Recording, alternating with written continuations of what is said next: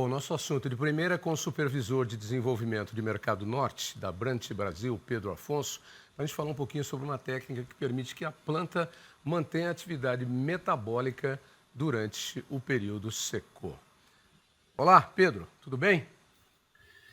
Olá, Otávio, bom dia.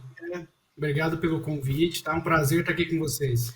Bom, já falamos na outra entrevista de hoje sobre algumas alternativas de utilização de aminoácidos para proteção de folhagens e folhosas, né, na geada, no inverno, né?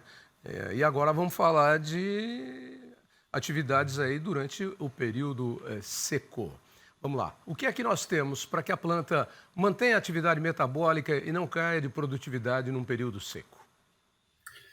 Perfeito, Otávio. Então, é como se fosse uma questão da gente olhar para a planta e olhar para o estresse futuro. O que que a gente pode estar fazendo para conseguir reverter ou minimizar esse efeito que está por vir?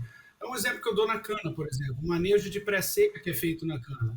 Ele é feito num período em que a gente já sabe que vai ter um cessar pluviométrico, né? A água vai estar cessando a sua vinda para o campo, e a gente tem que fazer alguns manejos importantes para que com que a planta aguente, né, aguente mais, ela suporte mais esse estresse. E o que, que a gente deve fazer? Tem um aporte de alguns extratos de algas que são extremamente importantes para a regulação hormonal dessa planta, alguns hormônios mais usados nessa parte, a parte da citocinina e gibberelina, para manter essa planta metabolicamente ativa, tá? E isso, você dá um start nela já. Você consegue com que ela tenha um pouco mais de reserva de água, tá? E essa reserva de água a mais dá subsídio, energia a mais, para com que essa planta ela suporte. Ela vai deixar de estressar? Não. Hum. Ela vai continuar o estresse, porém ela vai ter uma redução. É como se, vamos dizer, imagine nós sabemos que o período seco está chegando. Ah, Nós vamos estar com problemas respiratórios. E o que a gente deve fazer? Eu preciso tomar mais vitamina, eu preciso tomar bastante água, eu preciso me preparar tá. para com que eu suporte mais esse estresse. Então, basicamente, é o aporte de alguns extratos de algas, alguns nutrientes essenciais. O aminoácido é extremamente importante no início, mas também no pós-estresse, para ajudar a planta a se recuperar. E como é que você faz isso? De que forma? Você citou aí o exemplo da cana-de-açúcar, por exemplo, nós temos imensas áreas de canaviais. Como é que você dá esse aporte para a planta, esse suporte? Perfeito, Otávio. Então, conhecendo a parte do clima, né? Então, nós sabemos ali que no final de abril para o início de maio, e nas principais regiões que tem a cana-de-açúcar, nós sabemos que vai ter o corte de chuvas. O que, que a Uhum. gente faz? Nós aportamos alguns produtos que contenham minerais essenciais para aporte energético, e eu dou um destaque para o fósforo, tá? Agregado a isso, nós temos alguns elementos essenciais como extratos de algas. E aí nós temos diversos extratos de algas para serem utilizados, em especial o mais utilizado é o extrato de algas ascorbinosas, a suporte hormonal. Ele sinaliza os hormônios Ah. essenciais que vão estar sendo produzidos nesse momento de estresse. Ou seja, a planta, ela naturalmente ela já produz. Só que se eu dou um aporte para Uhum. ela a mais, Uhum. ela gasta menos energia para produzir esses hormônios. É. E aí eu dou subsídio para ela suportar energia e hormonalmente falando. Ela já vai ativar o seu mecanismo de defesa, né, que gera algumas ferramentas para que ela possa se proteger. Agora, de que forma você administra isso? Na irrigação, como é que é feito isso? Sim, não, da forma que nós temos aí disponibilidade, que é muito difícil hoje a gente ter cana-de-açúcar plantadas em pivôs centrais, né? É É, bem difícil. Então a sim. gente faz isso via pulverização terrestre, né? Que é o pulverizador normal, o autopropelido, ou que qualquer que a usina ou o produtor tenha.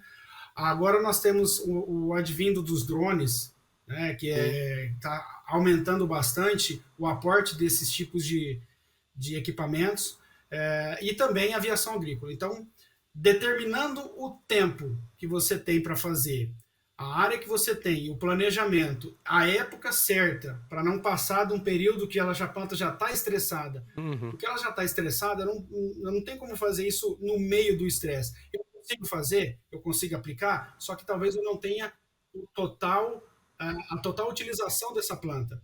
Porque se ela está num período de estresse bem severo, dependendo do tempo de dias sem chuvas que ela já passou, eu não tenho uma boa absorção. Então, por isso que eu preciso ter um planejamento e saber há quanto tempo que ela já está no estresse, porque eu preciso fazer essa aplicação, e isso é muito importante, Otávio, no momento que ela ainda está recebendo a aplicação. Uhum. Ainda ela tem alguma umidade no solo, eu dependo da umidade do solo, né, porque ela está ainda trabalhando, fazendo fotossíntese, transpiração e todo o processo de fotossíntese, para com que ela receba, utilize, armazene, e aí quando eu tiver o estresse, dentro da planta, ela sinaliza para poder fazer essa produção, esse aporte, para conseguir aguentar esse estresse. Então a planta ela consegue reservar essas enzimas de desintoxicação, de desestresse. Né? Porque no momento que eu tenho estresse, eu produzo alguns elementos conhecidos como eros, espécies reativas ao oxigênio.